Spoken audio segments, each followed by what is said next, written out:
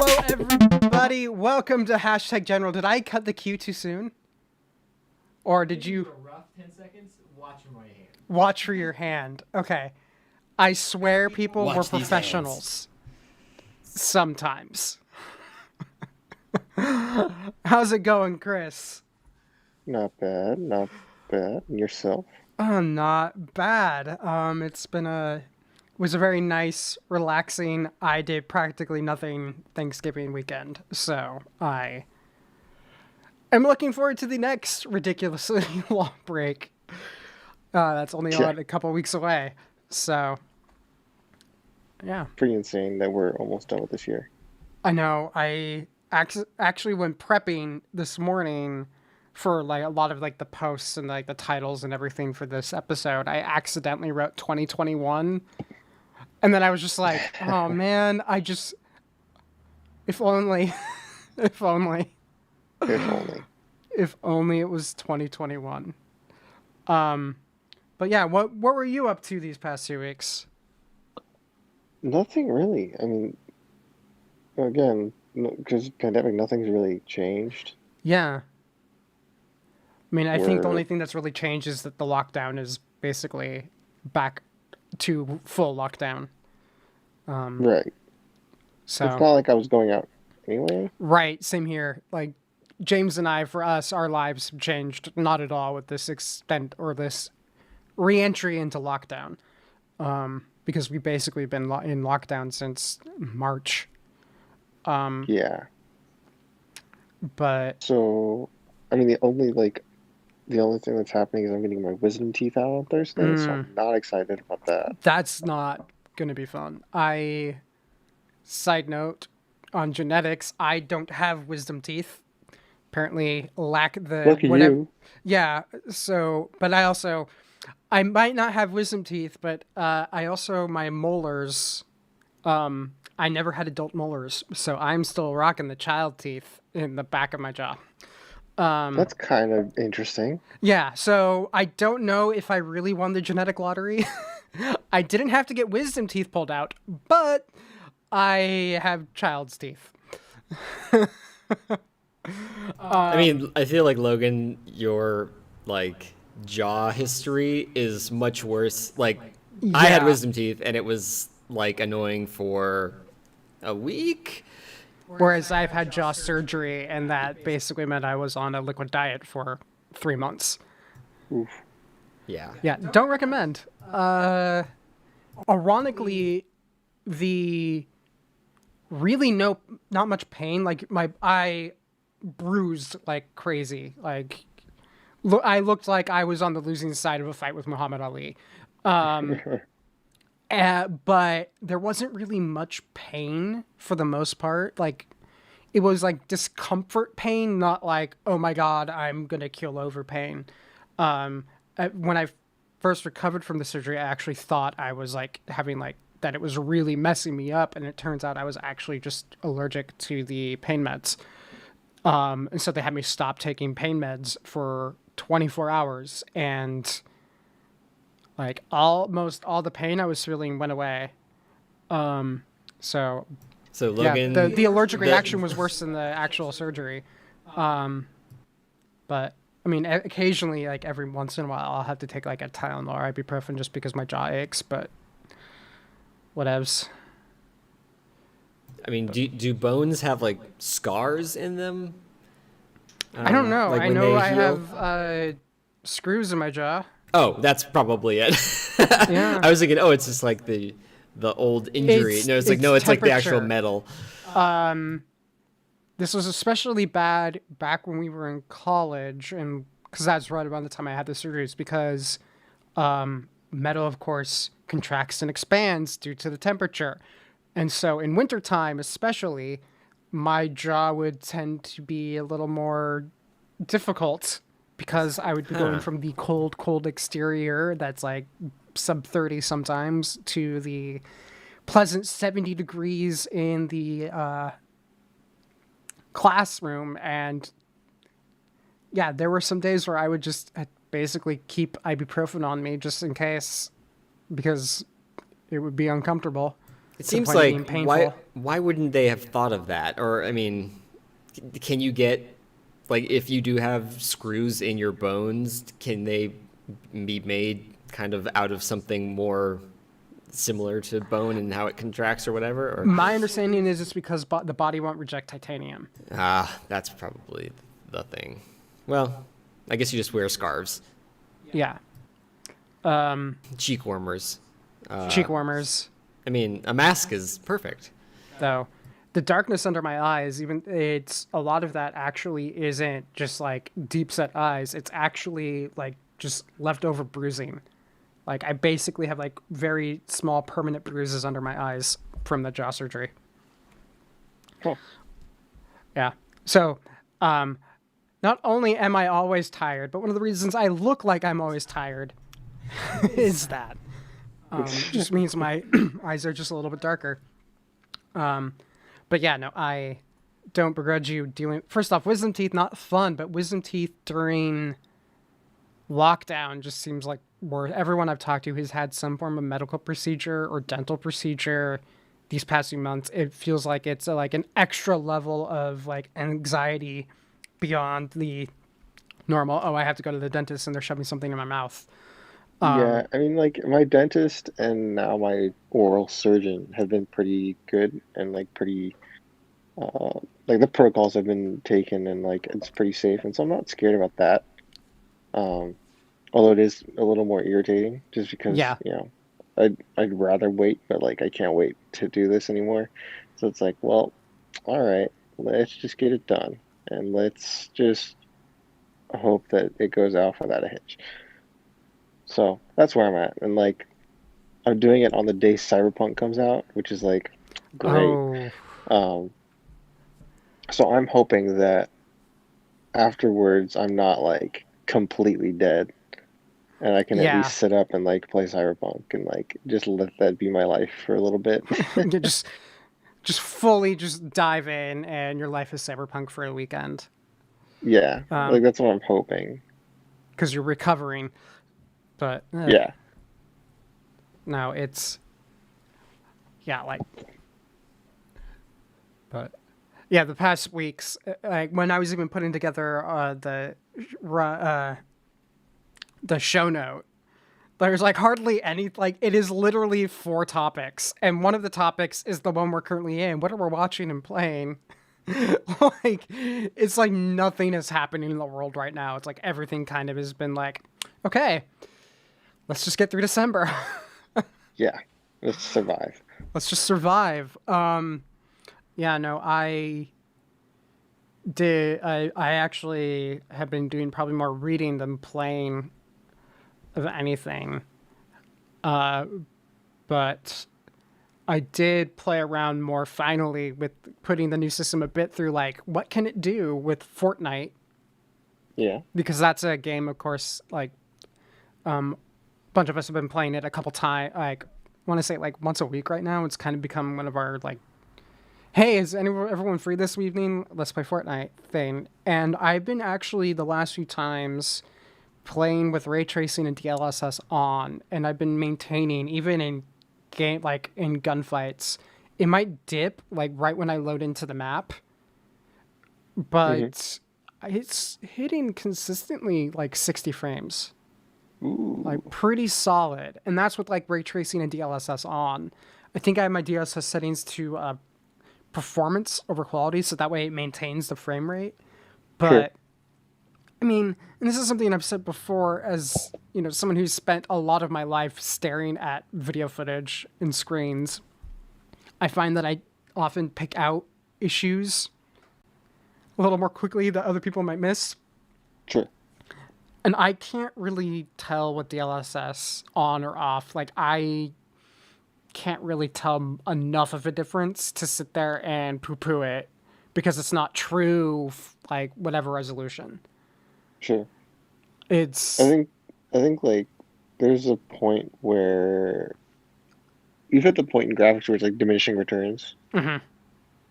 And like It's like 8K. Everyone, when they were talking about 8K with the 3090, 8K is cool. I think 8K is going to be one of those things where like that's probably going to be what ends up being like the final cinema spec. Like we've had 4K for a while, but I can see 8K kind of being like the final like master. This is the true final master cinema spec. True. But no one in the consumer space is ever going to really truly take advantage of an 8K display. Like you would Yeah, have to it's sit, fair. it'd have to be so big and you'd have to sit so close. And I, if it does hit mainstream consumers, it's going to be because of marketing, not because of like actual benefit to performance. I'd say maybe VR too could be the only place that that kind of resolution would make any sort of difference. Isn't 4K kind of good enough for VR? Like you're not going to get like, it's all pixel pitch at this point.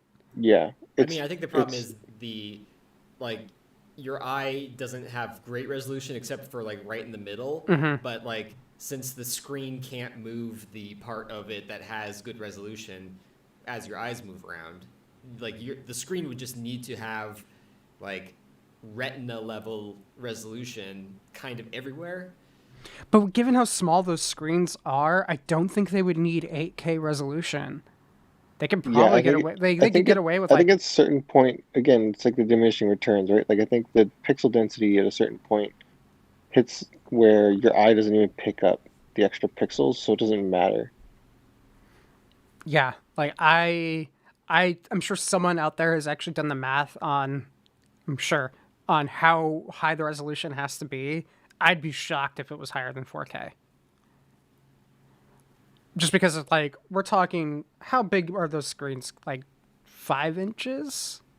Yeah, they're not that big. I mean, it doesn't really matter how big the screen is. It just matters how It's the big pixel it density looks is to what Yeah, your it's eye. So, like, the screen is physically way smaller, but you're looking at it with, you know, all these lenses to project it kind of over your. It's like an IMAX screen to your eye, even though it's physically the size of like a postage stamp. I don't know, probably a little bigger than that, like a phone screen maybe. yeah. And like if you had a phone screen 2 inches away from your eye and with like lenses to correct for Well, that vision, it it would just give you you a might be bit able to of start to see little pixelies. the reason why I still would say 8K would be overkill is if you look at like a iPhone display now, you have to hold it pretty close to your face to start to see differences between pixels, and those are, you know, maybe higher than 1080. They're not 1440 even. Like it's I don't like if it's 8K, it's because both displays, like someone has done some math and they're doing it based off the two displays over the eyes rather than the one display in front of the one eye. I mean, I guess you could just use like take an IMAX screen for example. You could just say like, does it make a difference on an IMAX screen to project a 4K versus 8K image? It might actually not, but that would probably be like a similar. For Well, I like think the only peak reason why like VR, the right? 27-inch iMac, like the one you're sitting in front of, I think the only reason why it's a 5K resolution instead of a 4K resolution is because Apple wanted to maintain pixel density, so it'd have like the same pixel per inch as the smaller iMac. But yeah, I don't think you could cram more pixels in there and get any improvement. Any improvement you're going to get is going to be more in terms of color and the display technology itself rather than the number of pixels. I think the number of pixels has just become the sexy thing to market. Yeah. Well, it's like Where, when I like, was I was telling my dad that, like, because my dad was asking about TVs and he was asking about 4K TVs, and like, this is months ago, or like, even like before pandemic, so like a year ago. And my thing was always like, HDR, true color, all that yeah, stuff to me is more important than the resolution. agreed. Um, I think they're both important, but I think like if you had a choice, I would go HDR and like true color. And yeah, like some of these like larger TVs with the distance that you typically sit away from them, like 4K almost like I mean kind of like the VR discussion, it almost doesn't make a difference because you can't see from that far away. Like if you're like 10 feet away from a 4K TV, it might as well be 1080. But like the color is gonna make, like you said, Chris, a huge difference. Like it'd be nice if they made super high-end 1080p TVs that did exchange the resolution for super high quality screens. Yeah, it's to kind of cycle back to what we were talking about with like Fortnite and all that, where I think the big important thing and what DLSS kind of helps out with is our displays are so good right now, and every improvement we're seeing, like with like ray tracing, it is trying to make whatever graphical aspect we put into a game more realistic rather than, a higher resolution. Like I think once 4K matures in the PC gaming space, I think it's going to be like what you just said, Chris, with like in terms of marketing. Like I'm sure someone's going to try to market an 8K display that's 27 inches to someone, and it's just not worth it in terms of gain. Like you are literally you need a higher quality system to push that that high number of pixels for literally no performance benefit in terms of how close you sit to the screen. You're not actually gaining anything. And would you say that most games, like the perspective that you as the gamer are seeing is emulating a camera in some way? Like you get kind of lens flare and those kind of features. Oh, I would say that's definitely become like more of a thing. Okay. 'Cause it's like when you are using a 4K or 6K camera, like you can punch into like a 1080 frame. It doesn't look good, Oh, I hate it. It looks horrible. because just like the way that lenses are built, they're just not quite that sharp, and DLSS kind of could take advantage of the fact that the way that you see the world through lenses of all kinds, the edges aren't all that like crisp, and there's like blurry parts, and that kind of feels Like, more natural than having everything be like super sharp. Like I've seen some like close-up pictures between like comparing DLSS on and DLSS off, but like in terms of like it's same resolution, and no DLSS is technically like a better image in terms of like a level of detail, but it's also like details that you're not going likely to notice.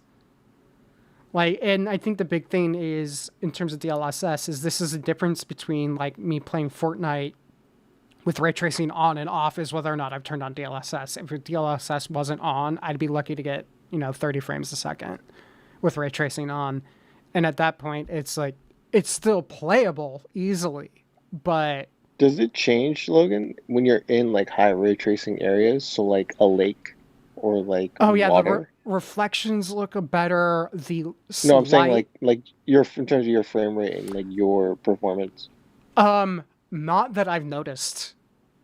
Like I've said, more often than not, when I've noticed any issues in terms of frame rate with DLSS on and ray tracing on, it has been like loading into the map for like the first time. Sure, the initial, right? Or the initial thing, or like I was doing a lot of I think it's like, forget what it's called, like the rumble mode, where you can, where it's like respawns enabled. Like I would always get like a dip every time I respawned, but then it would stabilize around the 60 frames a second again. Like at worst, I think I saw like 30, but it's not bad. And it means I have like all these ray tracing things on. It was like I said the other day, it's like, it's the difference between we have game developers have become really good at lighting, with just because the techniques have been used for decades. But ray tracing is the difference between really good lighting and like natural light, where it's just, you can tell, and it just looks a little more true to life, and it's kind of startling. Yeah, playing Miles Morales with ray tracing was insane. Yeah, it's one of those things where I know a lot of people are still like poo pooing it because they see it as just this big performance hit. But if you're like, if I was more concerned about frame rate than anything while playing Fortnite, then yeah, I could turn it off and get like 144 frames a second easy. My system can handle that game like just fine. That game runs on a toaster. Yeah, but it's pretty. And so for a game like Cyberpunk, I'm going to definitely be more concerned about how it looks in terms of overall visual quality than I'm going to be whether or not I'm hitting like max frames.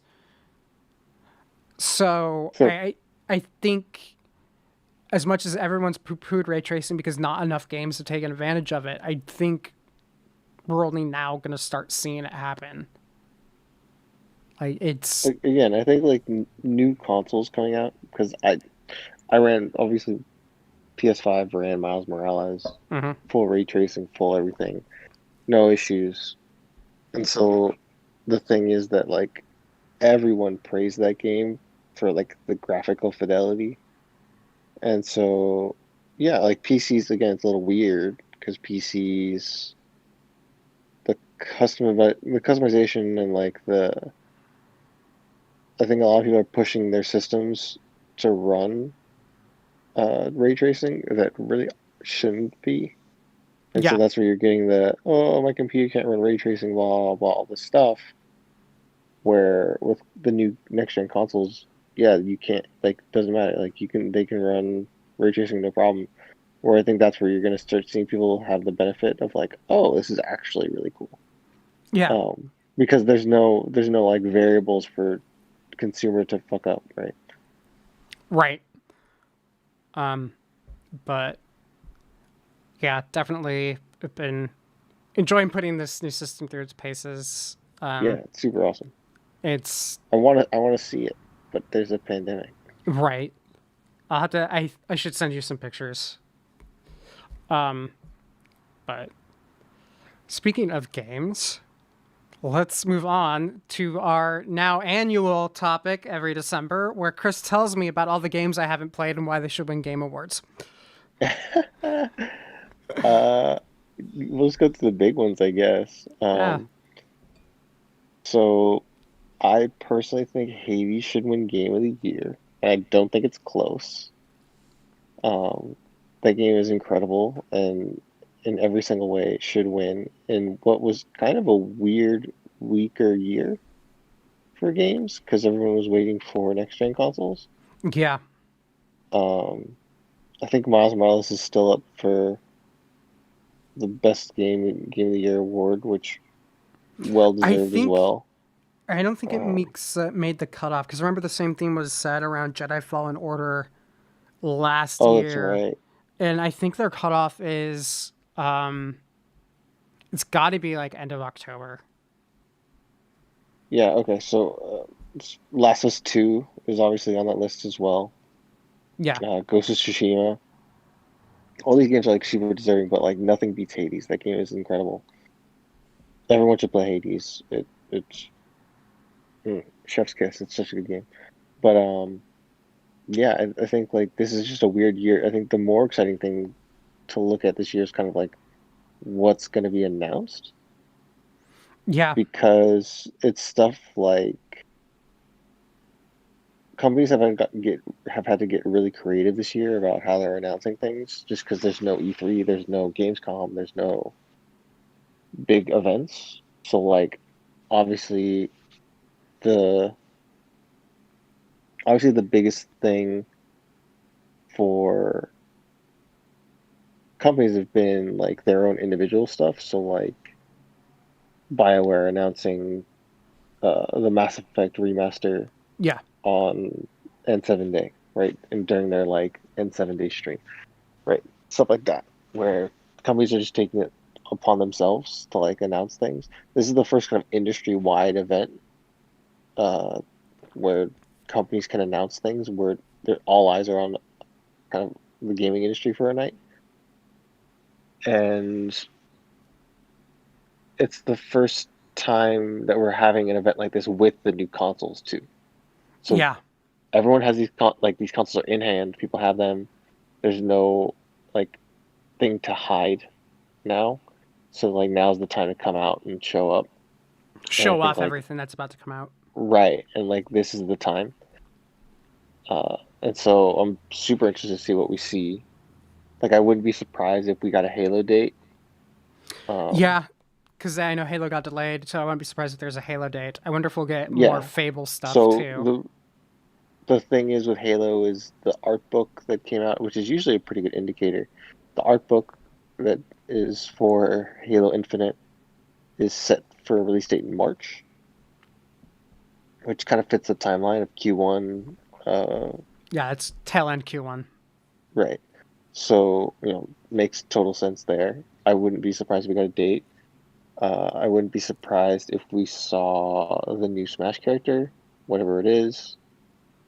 We just got Minecraft Steve, but we don't know what the next thing is. So I wouldn't be surprised if we got that. I'm trying to think what else. Like there's just a lot of stuff that we've been hearing rumors around. Like you talking about Fable. Fable's another one where yeah, I would be surprised. I wouldn't be surprised if the collective, if we saw, or not the collective, I forget what it's called. It's that new Microsoft first party studio that they put an insane amount of money into that I've heard everything about for the last like 2 years. I would be surprised if we got something there. I wouldn't be surprised if we got a trailer for God of War 2, or whatever they're calling the sequel of the God of War. Because they've been working on that since the last one ended. That's like the worst kept secret ever. It and Fable. Oh yeah, babe. I would argue that the God of War sequels, well, even worse kept secret, just because everyone's like Sony Santa Monica working on a new game, and it's like, is it a new game? Is it who's in charge? They're like Corey Barlog, and I'm like, so it's not God of War 2, and they're like, oh, I don't know. I don't know. I'm bound by NDA. I can't really talk Right, about it. and then you're like, okay, and then where the Fable thing was like Playground Studios.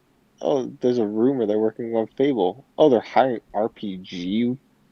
They're hiring RPG Basically, makers. it Like, wasn't like as confirmed as the God of War 2, but everything pointed that the rumor was correct. yeah, and you're like, oh, okay. The thing with the God of War 2 is like the studio has only made God of War in the last few years. Corey Barlog has only made God of War when he's at that studio, and he's now in charge of this new title, quote unquote new title, and they're working on it right after they finished working on the God of War that was the massive success of last year. Hmm. I wonder what Gee, I wonder I wonder what they're making. it's Magical Unicorn Paradise. Yeah, That's gonna be the name of the game. it's Hello Kitty Island Adventure. Um, whatever. But yeah, like uh, that, stuff like that. I wouldn't be surprised if we saw any of those. And like I think now's the time. Like I said this year, remember, like I think we were talking about E3. There's a thing of like this was going to be an awkward year for E3 anyway, right. just because. Because everything was kind of like Well, because we not didn't get just new console yeah, announcements until August right. or Because Like July. the pandemic kind of made E3 awkward. It wasn't like everyone was expecting major, like a lot of, I guess, game announcements. It's more like here are the games launching with the consoles. Here are the console announcements, and it just kind of meant June was a just an odd month Right. because But like, even then, I don't know if we would have gotten all of that. That's like even the information that we got around that time. Like we didn't even know the Xbox's name yet, mhm. and we still didn't know, or the thing we didn't know the name, but we didn't know about the price, and we didn't know about the Xbox Series X or the Series S, the smaller one, Yeah, right? Like we didn't know about that until way later, like almost a month until up until launch. Like we didn't right. know You're right. Like what the that was. Series S was like basically like I don't want to say it was an afterthought, but it just kind of was a. Oh yeah, there's also this. Yeah, and like same They thing go with on sale in a PS5. Like month. same thing with PS5. Like we didn't know the price of the PS5 until like way later. And so it goes back to the thing of like, well, what would we have gotten at E3? We would have gotten like, oh, here's what they look like. Yeah. and we'll tell you more later. And it's like, cool, what games are coming for it? And it's like, well, we'll tell you more later. And it's like, and the thing is, what launched with both systems? Nothing really. The the main launch game for both consoles was Miles Morales was like the only thing that launched that was an exclusive for either console. And then the Xbox didn't even launch with any games that were made for the Xbox Series X only. Yeah, it was. They launched with Xbox Series X enhanced games. So like NBA 2K21, which is already out for current gen consoles. They uh, Call of Duty Cold War, which is already out for current gen consoles. Uh, Yeah, it was like Assassin's Creed Microsoft, Valhalla, right? like Like all everything Microsoft was working on got delayed in some way, shape, or form. Like, right, but like the everything that launched with the console wasn't an exclusive Xbox Series X game. And I know like that's their plan. They don't want exclusive games, but like there were no new games that launched with the new console. It was just old games that were now remade or you know the next gen version of those games, right? And it's like okay, cool. It is almost like a new game because these are technically new games. They weren't. It's not like they just turned up the shaders and like up the graphics. Like these games are completely redone. Some like NBA 2K21 is completely different from the NBA 2K21 on Xbox One, right? Like they're completely different games. They're built from the ground up differently, but it's different than like them launching a new game, right? yeah, I it's know like that's like a the super the roundabout way to like say remastered. something. No, it's like a remastered version of a game. It's the exact same game, but things have been changed or tweaked to take advantage of like better Right, graphics like or a change in better gameplay time systems or or better like yeah. whatever it is, right? But it's still on like at its core, it's still the same game. Right. And so, I'm curious. Like there's nothing like I had a lot of family give me a call because obviously like I'm that guy. Yeah. Uh, and they were like, "Oh, what do I get my son or my daughter for Christmas? Like which one of these things?" And I was like, "I can't argue. I can't advocate for either one at this point. Like, yes, they're incredible pieces of technology. They're awesome and they're going to be really great for the next decade. But There's no that being first mover said, advantage right now. there's no advantage to you getting it now. You're better suited to wait, and there's going to be a deal on one, or they're going to be more readily available, so you're not going to have to scramble and work super hard to get them. Yeah. Don't fight the And crowds, don't pay a scalper, just wait. yeah, like just wait. And like the only reason, I was telling them, like the only reason I have both right now is because of what I do. If I didn't work in the games industry, I would not Right. have bought both consoles, right? And I probably wouldn't have bought either one if I wasn't working in the games industry and that wasn't something that I needed to do to be able to like talk about this stuff. There's no reason otherwise. And I think like you run the risk of like faulty consoles and you run the risk of like technical issues because again these are new Brand new. pieces of Yeah. hardware. They're always going to have some kind of issue. Um, I feel like consoles, especially, are just like the early ones always have some kind of like red ring level of failure rate, and it seems like that happens with almost all of them, Yeah. right? I wonder if it's James is just. like breaking up. Oh, he brought up the fact that it always seems like the first generation of consoles always seem to have like problems. Like the Xbox 360 and the Red Ring of Death was prone for like the first like run. Yeah, I mean, like people always bring up the Red Ring of Death, and like I don't think people give Microsoft enough credit. Like that's why. So like obviously the Xbox 360 was a huge problem. The Red Ring of Death was a huge issue, but again, like they acted quickly. They extended every warranty on that, whether you paid for it or not. So you were covered for another 2 years. They fixed every console for another 2 years for free. They gave a ton of refunds, and then they still were the highest selling console of the generation, right? Like they still beat Yeah. out the PS3, and they still beat out the. Oh no, they didn't beat out the Wii. Sorry, so no, nothing beat the Wii. But they, in terms of like what you would consider a gamer's console, yeah, they were the most popular console, and everyone was playing on 360 at the time. The thing Yeah. was that caused them to overproduce, over-engineer the Xbox One, where the Xbox One was this tank of a machine that had no issues. I have my launch Xbox One still, my day one Xbox One, that still works like a dream. Like I have no issues with it at all. And I was like, this, and it's the thing is that it's massive and it's a monster and it's a hulking machine, and it's because of the issues they had with the 360. They're like, this thing will not fail ever. Yeah, I wonder if it's just because like video game consoles haven't really been around that long, so like the ones that we're seeing fail now are like, oh, of course, it's like the early PS2s. Like, good luck if you have a working disk drive still. But if you have Yeah, like the little slim one, it's like a tank because everything like it was built like 6 years later in terms of like tech. So it's so much more simple because it's like, oh yeah, building a PS2 in 2006 is really easy. yeah, and so it's the same. It's I totally agree. It's the thing. It's the thing of like these companies are when they it's all this new tech, right? So the only thing I'm worried about with this generation, because again, these both these consoles are insanely engineered now. Like Microsoft and Sony have both been really cocky about like showing off the internals of these things.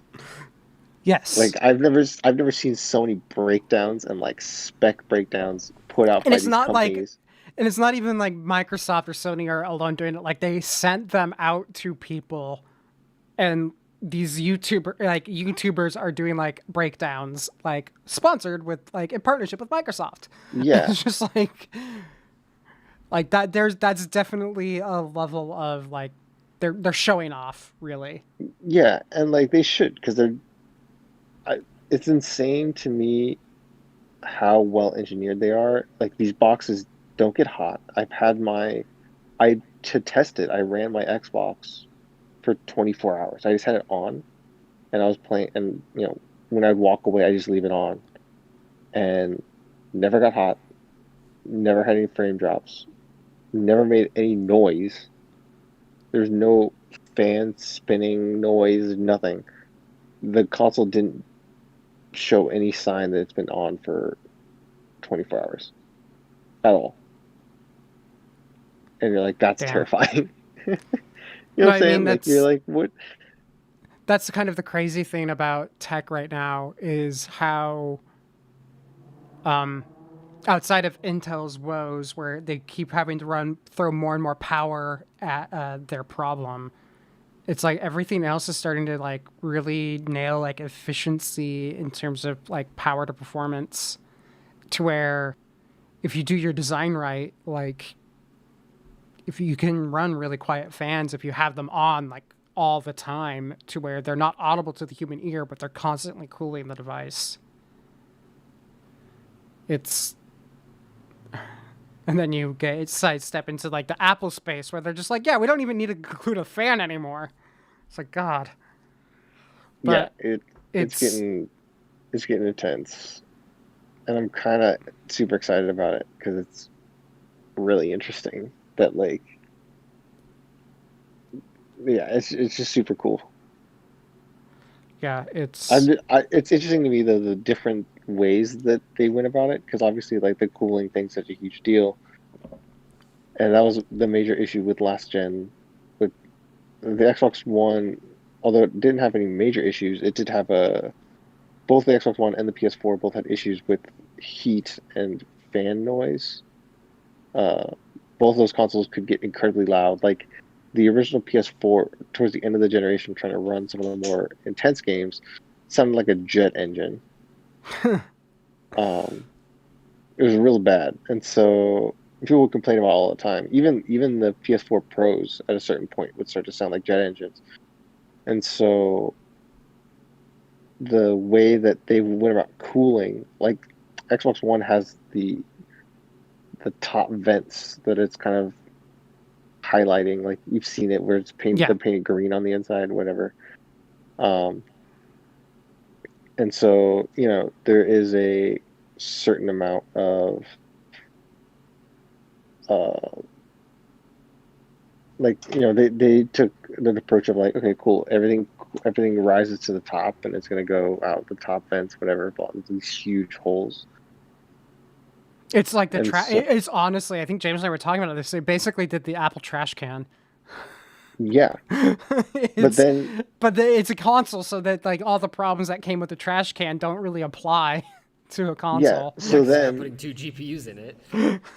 but then the interesting thing from there is that PS5 has, again at this point, both these consoles are pretty much PCs with the same components in them. They're not Right. like, and so looking at the the Xbox approach versus the PS5, which is this massive machine with vents on every side, with vents everywhere. Like if there's open space, it has a vent, uh, and you just kind of go like, oh, okay, keeps it cool. yeah, you know, Yeah, no, it's. I think. I think you're right. I think this generation of the consoles is going to be more interesting to watch as time goes on, rather than are interesting right now. Because I saw a lot of buzz online about Miles Morales, but that seemed to be it. Like no one was sitting there talking like really any other game. It seemed like Miles Morales was, as you said, it was the one launch title of the two consoles, and it was only on one of the consoles, so that was what everyone was talking about for like a week. yeah, But yeah, I think it's going to be interesting to see how, because it's going to happen. People are going to compare Cyberpunk across the two systems and PCs. Like, I think that's where we're going to start to see stuff is where, what about games that are made for like the current level of tech in terms of like ray tracing or anything? Like, how do these systems compare? That's, I think, where people are going to be more interested in, where we might actually see actual differences.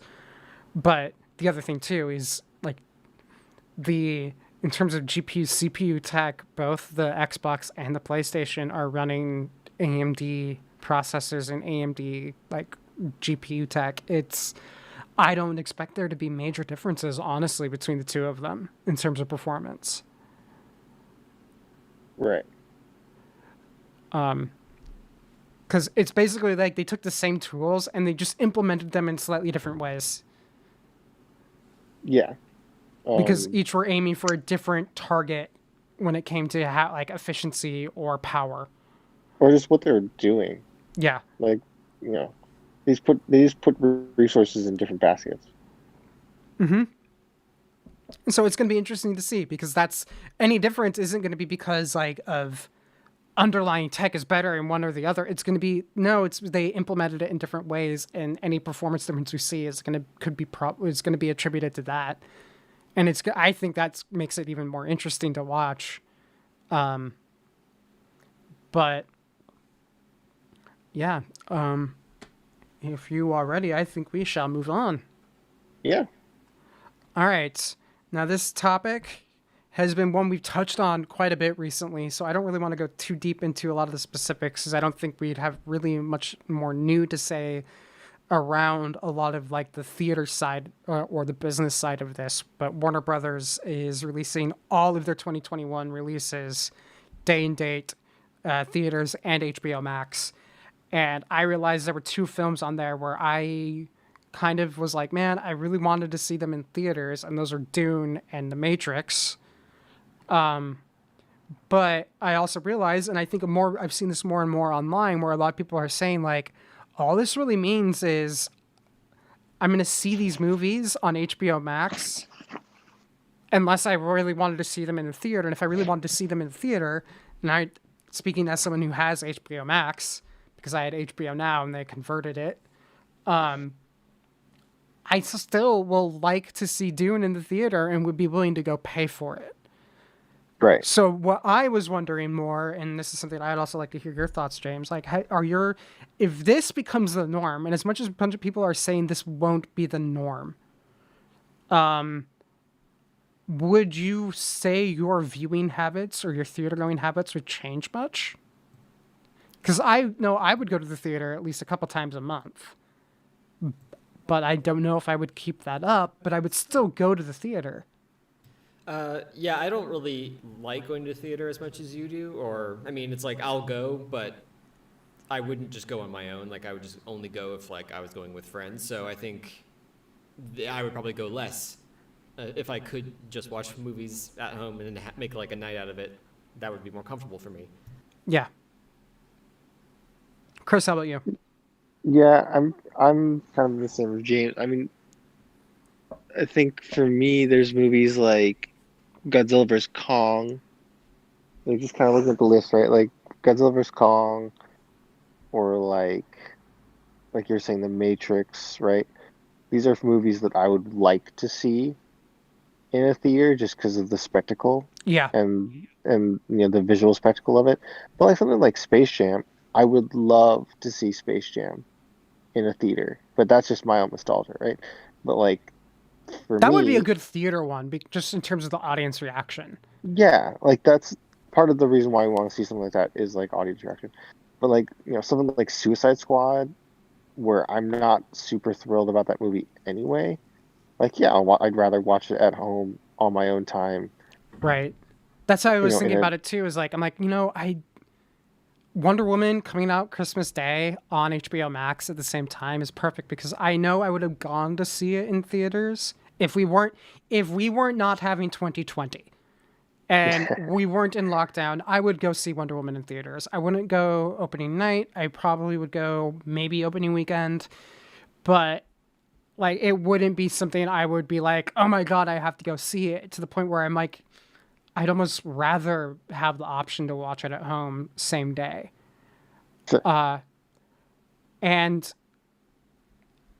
to where the more I thought about it, the more I was like, you know what? I kind of hope this does become more of the norm. Like I can see Warner Brothers and Disney and others sit there and look at a lot of the films on their slate and go, we're going to keep this theater exclusive for a bit. Like I could see them holding off like a Wonder Woman or a Dune and being like, no, it's theater exclusive for like a month. yeah. But Again, I think this is the perfect time to test this model. yeah, I think because the thing you hear a lot of people when they poo-poo it is they go, why would Warner Brothers? They're going to be losing money on this because they Wonder Woman could have made like $1 billion gross worldwide, and it's just like, okay, Hollywood accounting is very fuzzy, but the truth of the matter is, like, the general rule of thumb is take the total gross, cut it in half, and that's probably closer to what the studio actually sees between theater splits. Some countries, especially like China, the studios don't see, like, they're lucky to see 20%. It's like, so if it made $1 billion worldwide, they maybe made like 500 million. And everyone is looking at that as like, that's a $500 million loss. How many people are going to sign up for HBO Max and then not cancel it because they get like a new movie every month? And the thing too is you're paying $15 a month for HBO Max. The average theater movie ticket cost in the United States is, I think, still like just shy of $9. So basically, for the price of 2 movie tickets, you can get HBO Max. That's how Warner Brothers and AT&T need to do their math. Is they need to start kind of treating it the way Disney has used Disney Plus to replace like physical media. Like it's getting to that point now where it's just like, you guys, I think they need to just start looking at streaming as, nope, this is the cost we have to eat, but this means we can, only the big films now have to fight for screens. Like, yeah, Wonder Woman should fight for screens, but like this small film that you're hoping that you spent 30 million on and you're hoping might gross 60, just throw it on HBO Max day and date. Right. It goes back to the thing when you're working at the movie theater that you kind of learn of like your January, February, like early year bullshit movie. Yeah. Like those are perfect for streaming. Yeah, they are. And it's kind of like my whole thing, again, to go back to our theater days, is like all this is going to do is push even further the idea that you need to make the theater going experience worth it. Right. which means you can't sit there and think about how, like, you don't want to sit there and think about how can I maximize the number of people in my building at any given moment, because you're never going to hit peak, especially if this becomes normal. And as Right. much as everyone's like, oh, it's only going to be for now, there's honestly, the Band-Aid's been pulled. I do not see them going back. I don't see how they could go back and not upset the audience.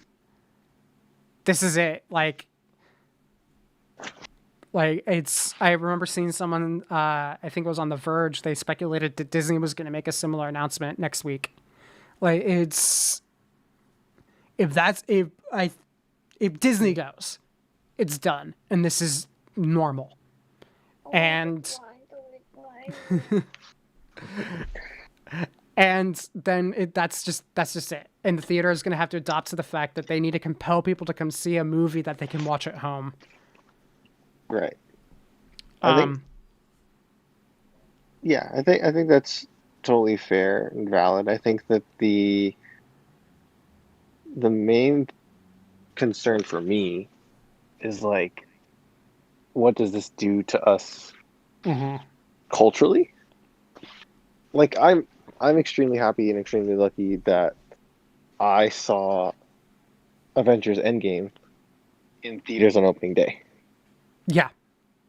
Where like that was an experience I'm never going to forget, and like that was something that. Well, we can even talk from like the double perspective of someone who worked at the theater and as a fan. The Force Awakens was amazing. Yeah. Like, I mean, the general feeling in like the building for a good week was just wonderful. Yeah. We were exhausted, again, but my God, like everyone was like, it was we were great. just so excited. Yeah. We were excited. Customers were excited. It was a blast. Exhausting. Yeah. I think I had like my one day off during that period around the holidays. I ended up sleeping like the entire day. Yeah, I think I did too. I think I just remember. We drove down to San Diego to spend the day with my uncle. Like, I had to beg to get a specific day off so it would match up with his day off for the week. We got there and I ended up sleeping most of the day. Yeah, I just remember. I remember that opening night where. You and I had like no sleep. Yeah, because so I'd gotten food poisoning. Or sick or some kind of flu something right before. So I had missed work during the Star Wars marathon that we were doing. Yeah, and I had worked the marathon. So and so I wasn't able to be there, and so but I forced myself out of bed to go to see Force Awakens at midnight with you and a bunch of our friends. Yeah. I bought 10 tickets. Saw it. Yeah, we saw it.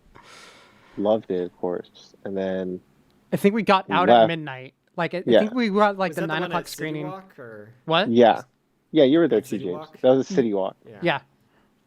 So then we had left. I don't know what you guys did. I went home, slept for 2 hours, 3 hours, and then woke up and went back to work. Yeah, I worked the marathon, so my shift started at like 2 a.m. So I worked like from 2 to like 10. Went home. I was too excited to sleep. So I stayed up till like 4 or 5. Ended up sleeping for about like ended up finally getting like an hour of sleep. Then we went to the theater, got everything like set up and organized, and I was like, we're meeting people, getting like tickets so they could get into the theater. We watched the movie. I got like I think I got like an hour more sleep than you, because I think you started an hour before me, but I think my shift started at like 3 or 4. I worked 4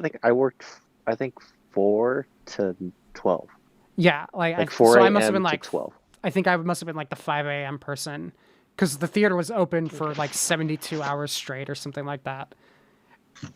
And so you and I both were like cleaning auditoriums while like not really functioning because we were just so tired.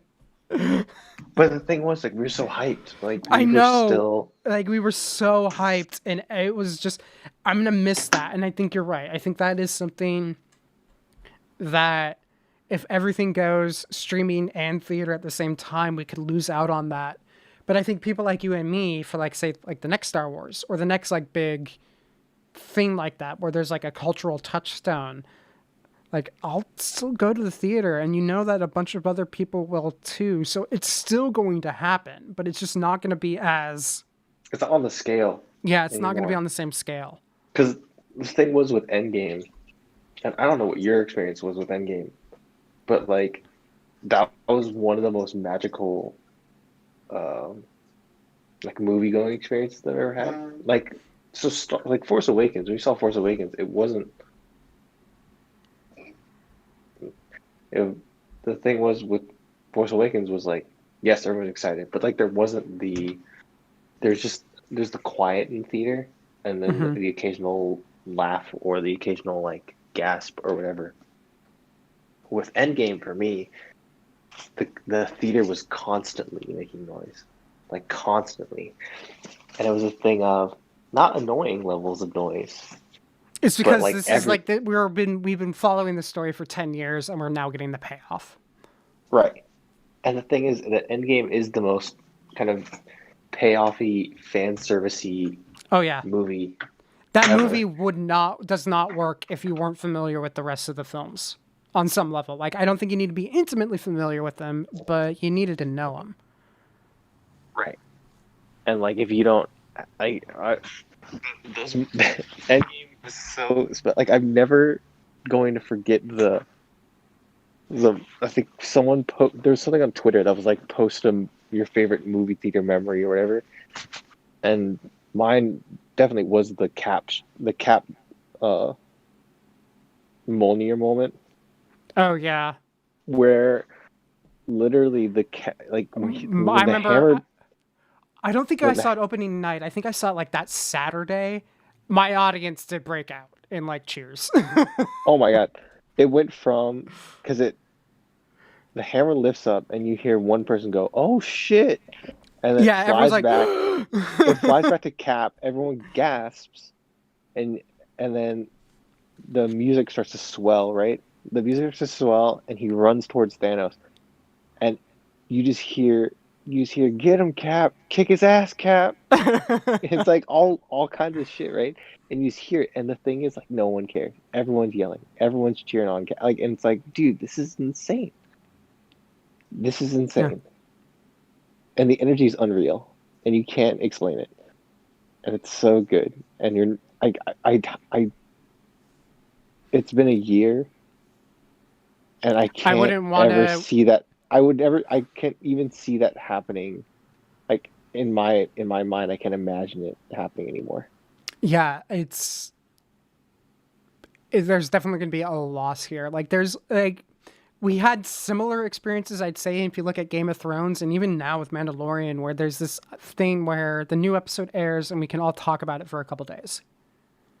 But we're not Right. sharing the moment in the room together. Even though I'd done that, there was I don't think we did it with season 8, but I think with season 7 we did watch parties. Uh Yeah. No, and we you did know with season what? 6. We did with season 6. I Oh, know was that it for sure. season 6? But and those are fun. Those are great, but it's not the same as seeing it with a group of strangers. Yeah. Like there's something about the communal experience with a group of people who you don't really even know. But I'd say the same thing applies to also like conventions, like Comic Con, where you are all there out of a shared love of something. Like you don't fight for opening night tickets or even opening weekend tickets because it was that much of a pain for even me to get tickets for Avengers. You don't do that if you don't care or don't Yeah. love the thing. Yeah. So the people that are there are like the hardcore, or Yeah. and it's awesome. And so the question now is how many of those people buy movie tickets and how many of them stay at home and watch it with their friends? And I think, again, from the studio perspective, I don't think it matters as much as everyone makes it out to be. because while the tent poles are still going to do theater, like honestly, most Oscar films, they do great in New York and LA, and they do like nothing in the rest of the country.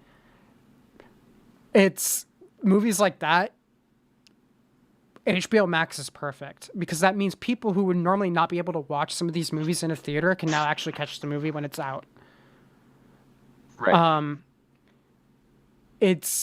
But yeah, I think like my concern too is it's something that we were talking about when Iger was talking about it when Disney Max or Disney Plus came out, was like this idea of the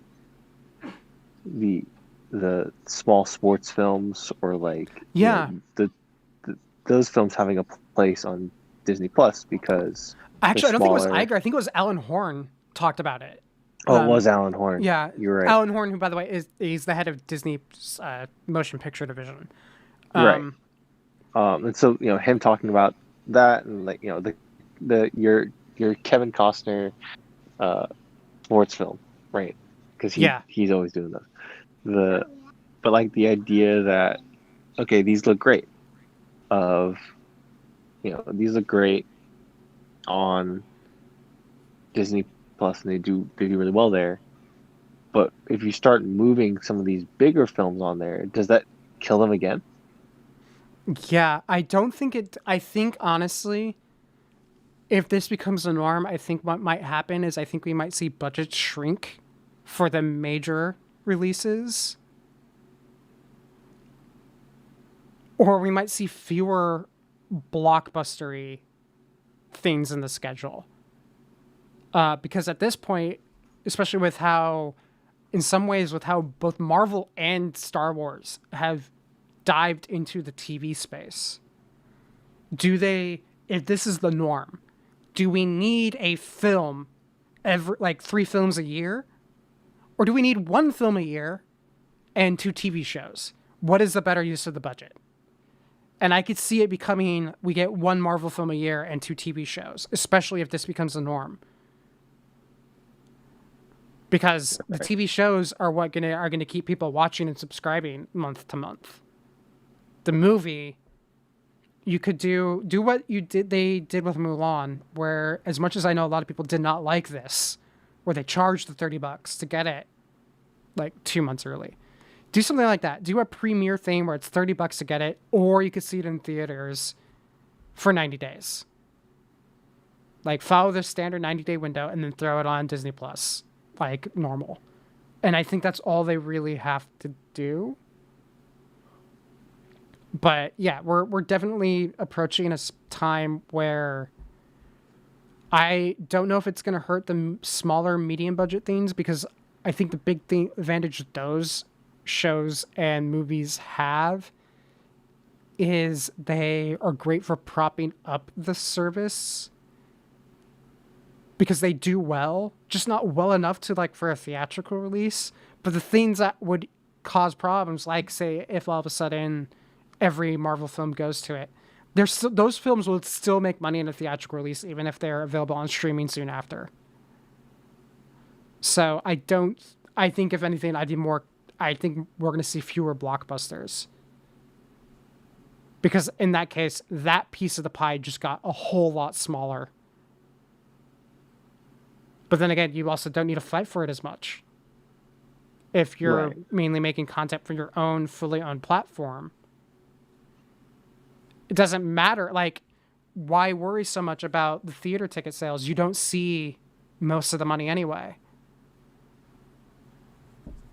So, yeah, I think we might see budget cuts, but I don't think we're going to see like these medium budget films go away, because those do really well on streaming. And I think a point to that would be like your thing with Queen's Gambit, even though that's a TV show. Like, streaming has enabled people to find and talk about these smaller titles that wouldn't have been talked about if they'd had a theatrical release. Because more people, there's a difference between spending $10 to go see a movie you may or may not like, and spending $12 on Netflix and hearing about a movie you might like and spending a couple minutes to see if whether or not you want to keep watching. And if you like it, you talk about it. Like Right. it has the potential to reach a bigger audience, whereas that's not the issue the blockbuster faces. The blockbuster is entirely a budget concern rather than a audience concern. Right. But it's going to be interesting to watch because it's like I said, they pulled the Band-Aid. It's done. I don't see how we can go back from this.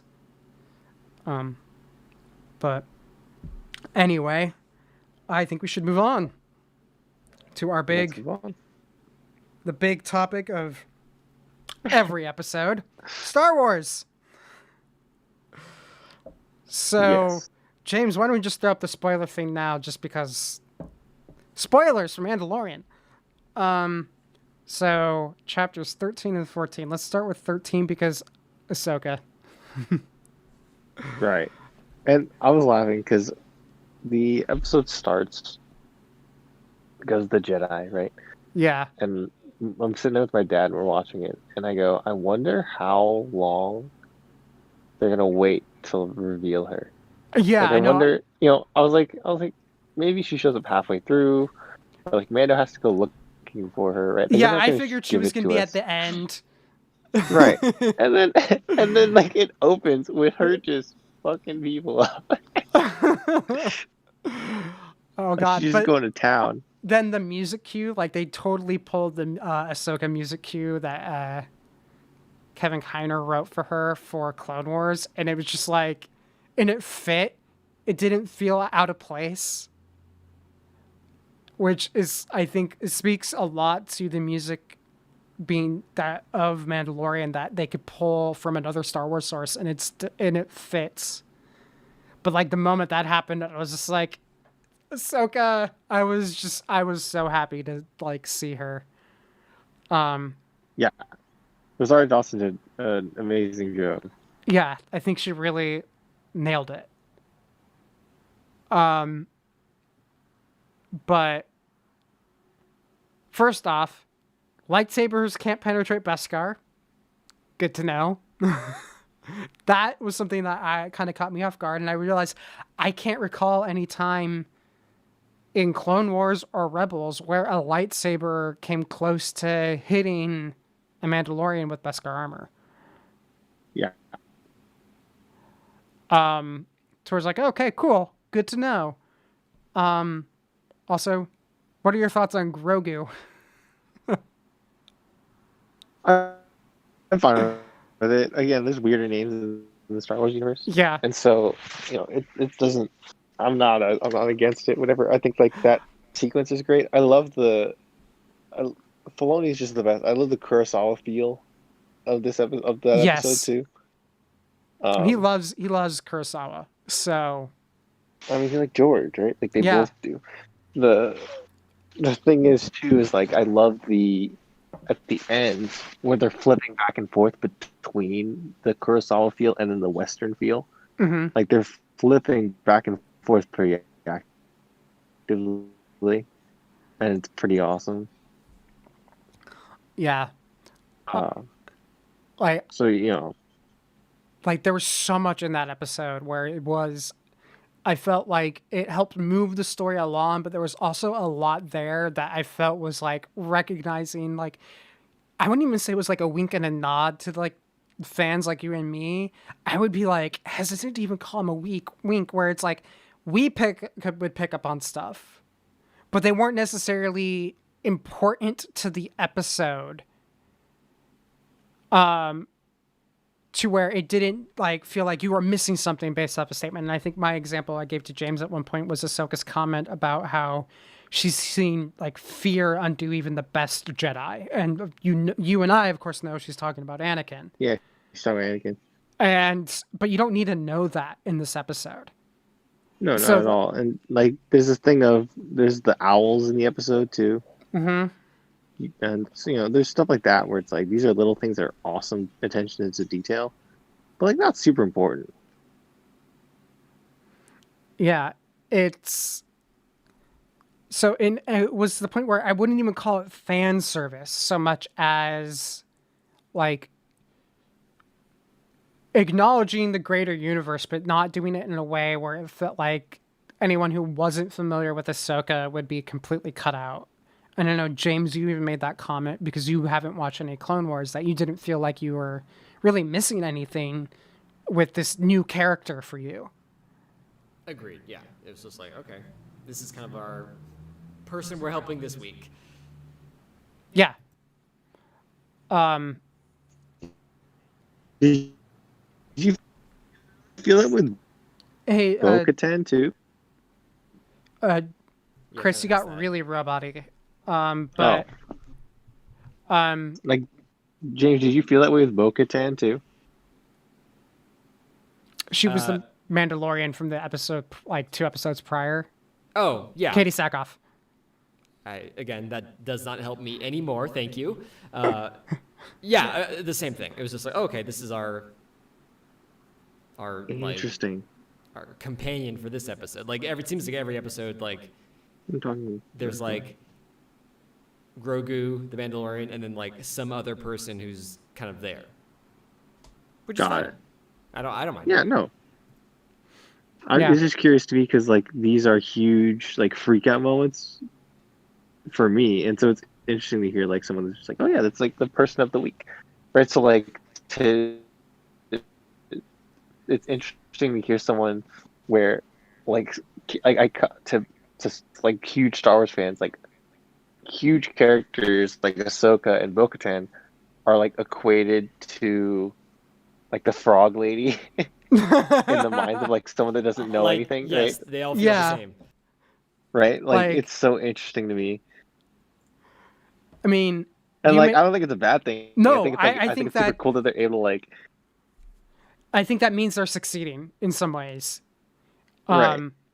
Because if they made it to where they weren't just, these are the person that Mando is helping out this week, I think they would have failed. And that speaks directly to your concern that you brought up, Chris, where it was like I know we've talked about this too, where I had a similar concern, but I felt like they would do it right because this is how Filoni handled it in Rebels, where we didn't want it to all of a sudden become the Ahsoka Tano show with Mandalorian. And this does not feel like that at all. And the fact that James's comments too, where it's just like, oh, this is the person he's helping this week, I think really reinforces that idea that they haven't lost sight of the purpose of this story. It just so happens to intersect with this other story that you and I are both very familiar with. Right. And like, it's so interesting. I'm so curious where, because obviously they're looking for the Darksaber, and we know kind of I'm curious how much they get into like the importance of the Darksaber. I think they're going to, because the Darksaber was they're pushing it really hard. Yeah, the Darksaber, I'd say, was important in Clone Wars, but I think Rebels really, really pushed and showed how important it actually was.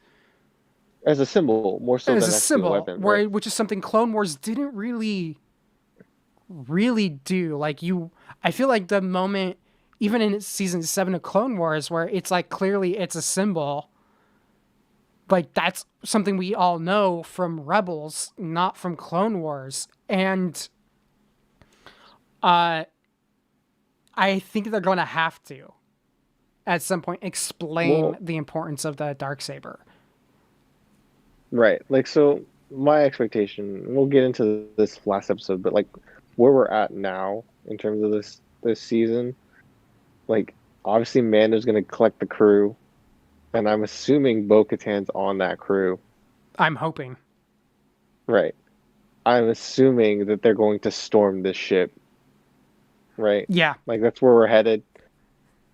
And so I'm hoping Bo-Katan's on that crew. I'm like on the fence of whether or not I expect Ahsoka Tano to be on that crew. I can see her being there, but I also can see her not. Like I'm kind of 50-50 on that one. Right. And so, they're obviously setting up because they showed both weapons kind of back to back here.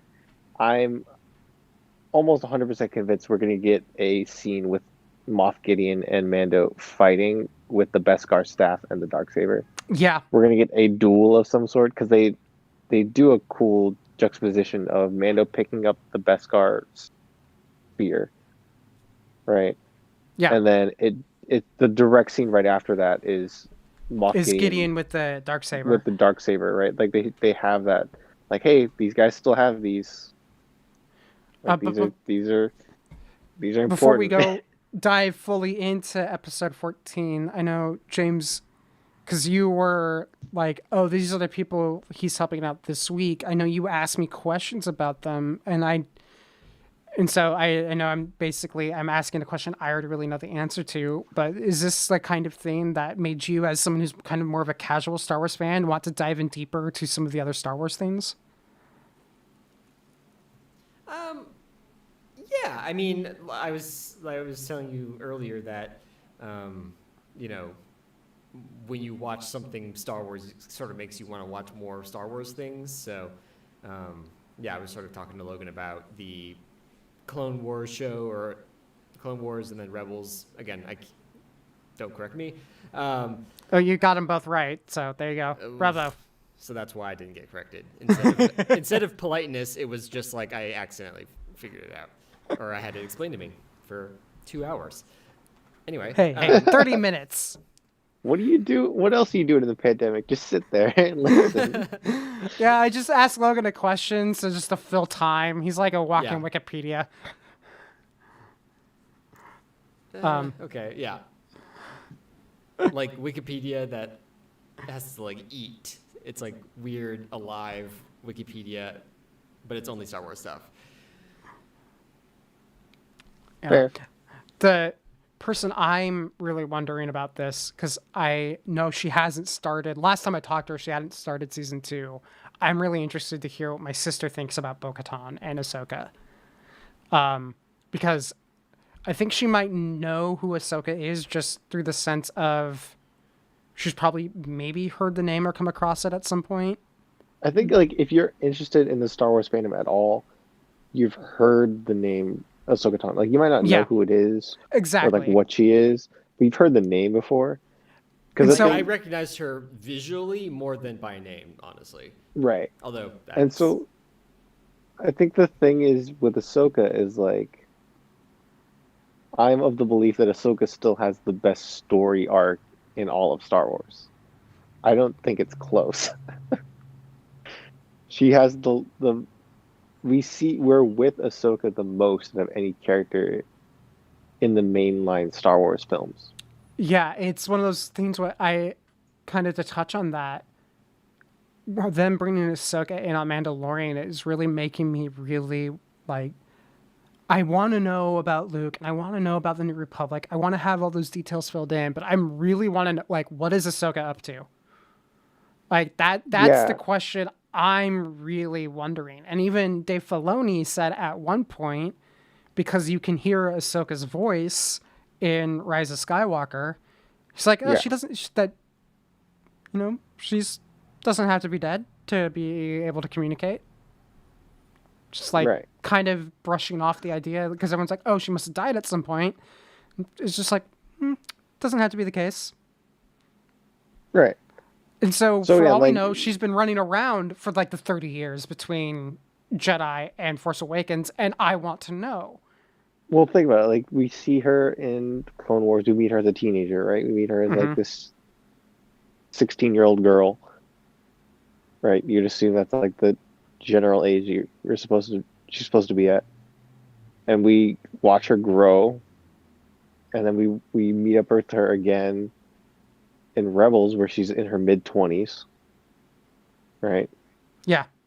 And then we see her now again in probably like her 40s or 50s. Yeah. And you're like... And she's an alien. Kicking. She doesn't have to abide by, human aging. What my main point is, like, we see this character arc of, like... And they nail it. And obviously Filoni nails it because he created her. Like, he knows. Yeah. They nail the arc of, like, what would this character be older? Yeah. And Rosario Dawson nails it, and they completely kill it of, like, this is what she is. This is who... everything, your expectations of what this character is as she ages is right spot on. And it's super Yeah. important that they nailed it. And so What are the your thing is, oh, go for it. No, go. You finish your thing, and then I'll ask my question. Oh, I was gonna say there is a lot of rumor about the episode 14 about who Grogu calls, Yeah, who did who Grogu answers. call? I've heard a lot of talk about a certain Lothrat. So there is the Sebastian Stan stuff, right? Yeah. There is that. There is a lot of talk about like, hey, was Rahul Kohli like trolling everyone with the Ezra Bridger stuff, Who or knows? is he actually right, or is that real? Like, is it Mace Windu? Because Mace Windu versus Boba Fett would be really cool. Um, And you there's know, like, Samuel L. Jackson has expressed his displeasure about how he went out. yeah, there's a lot of talk about that, and then the other main one that I'm hearing a lot of is if Cal Kestis is coming in Yeah. because he's still alive. There's a lot of options for who it could be.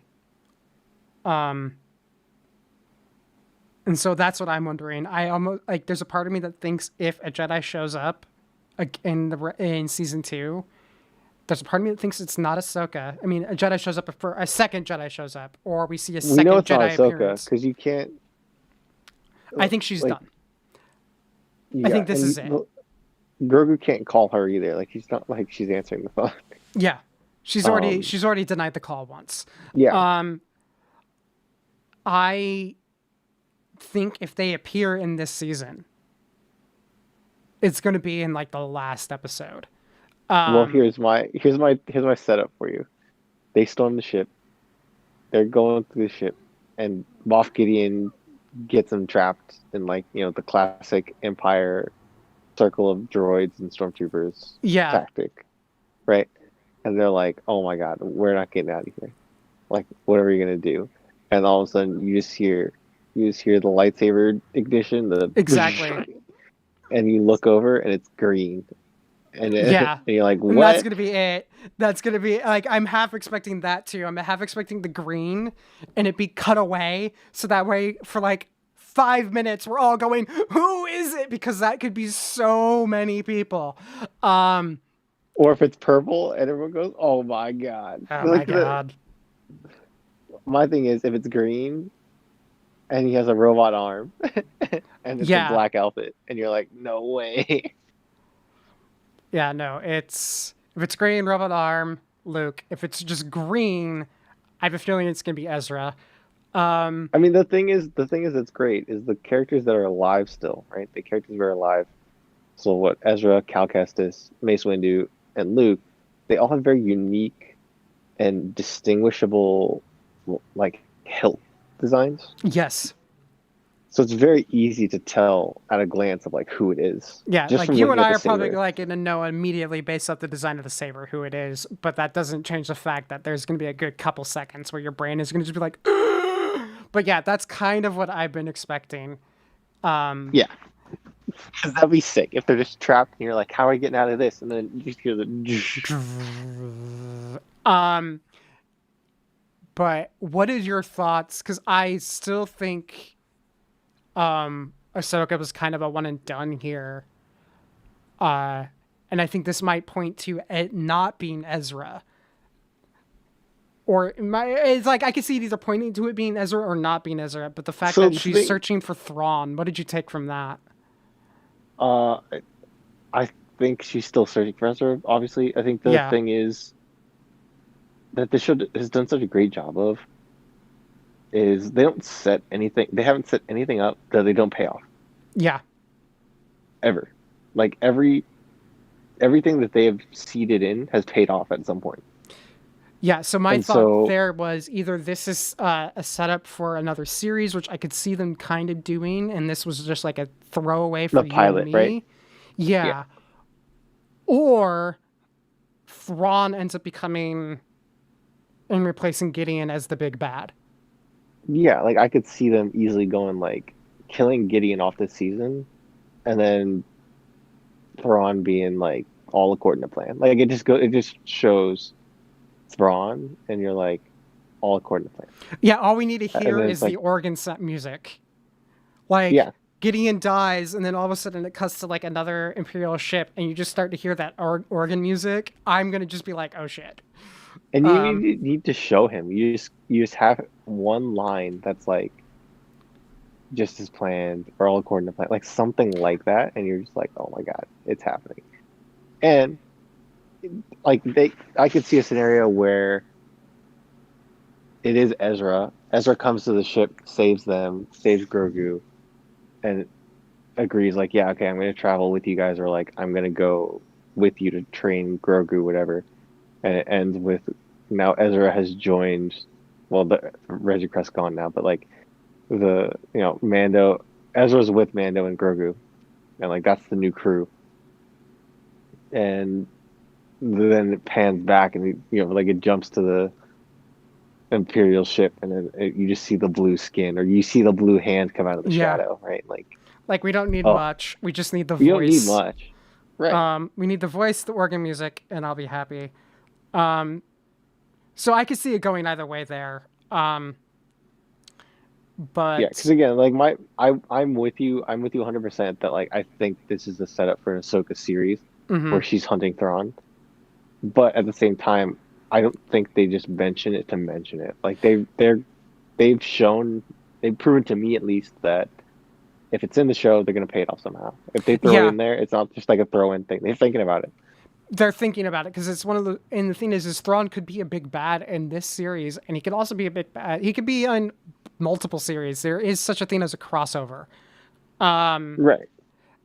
and in which case, I think if there is a separate series with Ahsoka and Thrawn, I think we're seeing essentially them bringing in to the new canon in a way that fits with everything that follows some of the concepts from the Thrawn trilogy.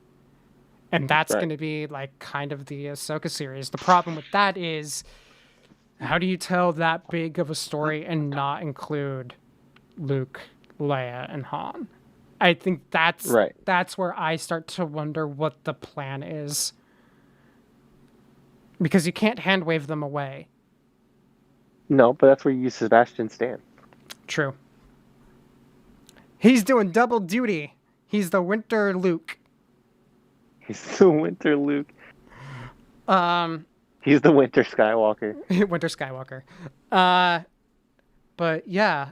Now episode 14, we've already talked a bit about this in some ways, but holy crap, this is one of those instances where I think Mandalorian deserves more praise than it's getting from people over the fact that it truly has embraced the idea of streaming, where it's like you don't have to hit a set runtime.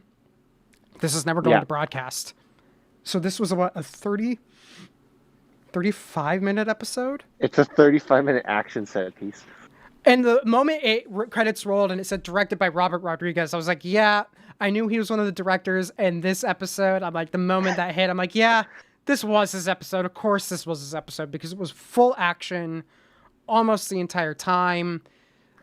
So the thing that I love about this episode is like, and again, I love Grogu, and I love like he's a great character. The thing to me was I love the idea of like, okay, put him somewhere early.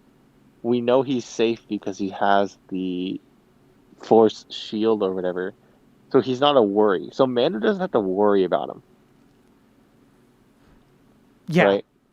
Like it kind of just gets him out of the way in a way that like normally with action set pieces with the show, there's always a concern in your mind of like, oh, he's where's the child? He could be and then the moment he does kind of go, I'll be back, I'm going to take care of you, and he goes full action mode, that's the moment the shield goes down. And you're just like, and the tension comes right back. Sorry, what was that, James? No, it's like, Grogu's just like, nap time. Yeah, nap time. Like, no. No napping. Shout Blood out to sugar's Ming-Na low. Wen though. Yes. Shout out to Ming-Na Wen for being Ming-Na Wen and doing Ming-Na Wen things. Exactly. I'm Uh, so glad that she wasn't just like a one-off character. As much as Gunslinger is not my favorite episode of season 1, like I did not want Mina Wen to just kind of be like a throwaway. She's one of those right, actresses you don't throw her in a role and just be like, okay, you're one and done. right. Um, but yeah, she's great in this episode. And she has some awesome set pieces. Uh, the but I mean, we can't talk about this episode and not talk about Boba, the well, him finally getting to be a badass, right? right? I Like mean, because the thing is, we've known he's a badass. we've been told he's a badass. We've never seen him be a badass, Well, we've seen it in the comics, right? But I mean, we've never seen him on screen be a but yeah, badass. on screen being a badass is like he's never really been in a like he was never really in a fight in Empire. And the one time he was in the fight in Jedi, he got like It was he a gave lucky Luke a shot, bit of and he trouble, and then a lucky hit knocked him out of the entire fight. right. Um, And but here he's beat the shit out of dudes with some of the most visceral hits I've ever seen in a Star Wars movie or dude, this Star was Wars like anything. clearly the okay. We got Robert Rodriguez. Where he's We hitting can't them go. with the Tuscan Yeah, it's just like Raider staff, okay, and Robert, the PG the 13. shards are falling off. Yeah, where the shards are coming out. I know like, the he's- shard. Like those are hits. Like It's so good. It's so satisfying. I love and the then whole he thing. It's walks like out- I was aiming for the other ship. Yeah, I was laughing because I was like, when he gets his armor back and he mows through the dudes, and then they all start retreating back to the ship, and he just slowly walks towards it. I yelled to my dad. I was like, he's gonna use the backpack missile, and he goes, what are you talking about? I was like, it's never been in the movies, but his toy Yeah, the famously backpack has, missile.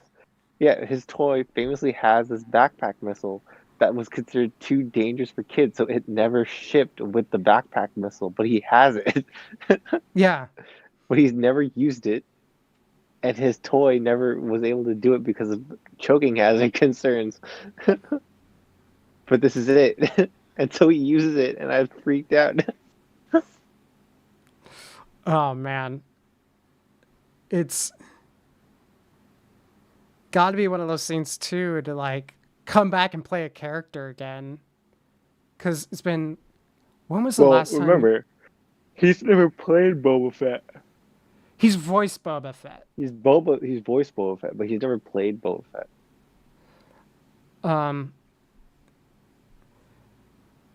Yeah, it's I'm sure there's going to be an interview with him somewhere talking about coming back to Star Wars. Right. Honestly, I think he's one of the more important people of the prequels. Yeah. And like what he did for the prequels, I think was huge. And I don't think he gets credit for it, but Well, it also doesn't His- help that I don't know about you, when I think about the voice of the clones, I don't think his voice. I think, Bradley Baker. right. It's also I've said this before too, where like I sometimes when watching the movies am taken out a bit when I hear Hayden Christensen Yeah, for the first few minutes right. because I'm so used to Matthew Lanter. But I'm glad they brought him back for this, and I've said this before on this show that I hope that if they do anything, especially in this the rumored basically underworld series or like mini universe for Disney Plus, like you can have him play a clone trooper. He looks because they had advanced aging. He just looks like he could be a clone trooper in that time period. Right. So I'm really glad they brought him back. Yeah. I think this whole episode 14, was such a wild ride. And Yeah. there's a thing too of I was telling my dad before the episode started, I was like, man, I really hope I was like, we have 3 episodes left, and I really hope they don't take another detour. Yeah. Because we're like there's like a good energy going through the show right now and like a good pace. And like I really hope they don't Yeah, like like we decide to do a detour. yeah, we can't we're really at a point now where we can't have like a bottle episode. Right. And so I was like, okay, well, let's see. Hopefully they don't. Let's see what happens. And the episode starts up, and it's like, cool, they're on Typhon already. Awesome. What is the tragedy? Oh my. Yeah, the moment that title came up, I immediately my heart sank. I was just like, "Oh God!" Like Yeah, I you was like, knew that it was gonna end with him separated from Grogu, but it was still at the same time you're just like, "I'm not ready for this." Like this, yeah, like you know it's not going to be good, and so you're just from the get go. Even though you're getting yeah, all these like star moments where it's just like, as a Star Wars fan, like we haven't actually seen these or yeah, we've all known Boba Fett was a badass, but we've never seen him as a bad. We're getting a lot of like payoff for like decades, but at the same yeah. time, at the back of your head, you're like, it's called the tragedy. This is not going to end well. Right. So yeah, I think to be, and then it has that tragic moment, but it also has like the get hype moment too at the end where Boba's like, "We're in your debt till the child's return to you," whatever. Yeah, And then you're like, "Oh, here we go," and then they end up, uh, the slave one's outside of the I forget what the planet's called, but he's talking to Cara Dune, and he's like, "Look up this prisoner or whatever," and it's the not the Bill Burr prisoner character. prisoner I expected or the character I was expecting to show up again, but that episode just keeps coming back and playing a major role in season two, Well, which remember next episode is filmed by uh what's his name? The black guy. Fumigaba, right? Is that Yeah, his name? something like that. But Like yeah, Rich Fumigaba? he's filming the next episode, but he also filmed that prison episode. Yes. So, it's paying off now. And so it's good that he's back to do that. And I think if it is an episode of them storming the ship and like sneaking onto the ship, then yeah, he's the perfect guy to direct that episode. Um, I wonder if we're gonna get one episode of him building the squad, Yeah. and then the final episode is them hitting the ship, or Yeah, if they're that's gonna my or if it's a two-parter of them hitting the ship. yeah. But you know, we'll see. But yeah, I'm hoping we get a really cool like heist style team building moment. Because Montage. imagine you're gonna have Boba Fett, Din Djarin, Fennec Shan, Fennec Fennec Shan, Shan, Bo-Katan, and her two colleagues. Like that is a crew you Cara don't Dune, card like Cara Dune. that's a crew you do not want to fuck with. Maybe some Ahsoka Tano. Maybe some Ahsoka Tano, maybe some other Jedi. Who knows? I would not want to be a stormtrooper on that ship. No, Or if I am a absolutely stormtrooper on that not. ship, I am like, I'm gonna hide behind the dark troopers. I'm requesting a transfer. I'd like a transfer to, behind them rather than in front of them. And then you get stabbed by the dark saber. So you're in a no-win scenario if you're a stormtrooper on that ship. It's like you're either gonna get choked by this little weird green thing, you're gonna get stabbed with the dark saber by Gideon, you're gonna be shot at by a Mando, or yeah, it's not a happy place. So yeah, like them storming the ship. There's no doubt in my mind that the crew he's gonna put together a crew and they're gonna storm the ship. That's how the season ends. I'm I don't also know. expecting another appearance from Trapper Wolf and Sky Marshal. Yes, I I hope. I What hope if they we get? show up in the last episode and they get What some if we like get X-Wing What support. if we get What if we get an Akbar sighting here, Ooh. where the end of the episode is the Republic showing up to like assist takedown of the Empire, Yeah. and we just see the Mon Calamari ship fly in, and like it's Akbar coming in and being like, "We're here to help." Oh God. Or what if we actually get like in not just in a video game or a book or mentioned, but like an actual like Starhawk. Yeah, Like, oh man, that would be cool if we got Starhawk and like like all this is possible. everything's Everything's on possible, the and I'm table. so down for all of it. What if you get the ghost? Oh God, that would be even. Because here's the thing. Okay, if it's the ghost, because my whole question, and I'm sure you had this too in the Ahsoka episode, if they're still searching for Ezra, where's Sabine? Well, what if they split up? Yeah, so I'm thinking they may have split up if they're looking for Ezra, or they have found Ezra, and they're now searching for Thrawn. Thrawn. She might be with Ezra. So Yeah, my thought again, is, like, if we see Ezra at all, I think we're going to see Sabine at the same time. yeah. But if we see the ghost, oh man, I'm Here, down for some Harrison Dula. if we see if if they're in trouble on the ship and all of a sudden you start to hear the Rebels theme Yeah. and it's just a ghost flying around, I would lose it. Oh my God. I'd be so The happy. thing is too is like they've been really good about using these themes at key moments. Like Ahsoka's theme, they use Ahsoka's theme, they use Bo-Katan's theme, but like not in ways where it's like people go, "Oh, this is a big moment and I don't understand why." Like someone Yeah. like James, right? Where they don't know and it's like, "Okay, why But is like this a you big and me are why is just the music like, swelling?" oh my God, it's the Ahsoka music. Right, but like they do it in a way where it's really subtle and it's really kind of subdued. So, I'm hyped. Yeah. I'm ready.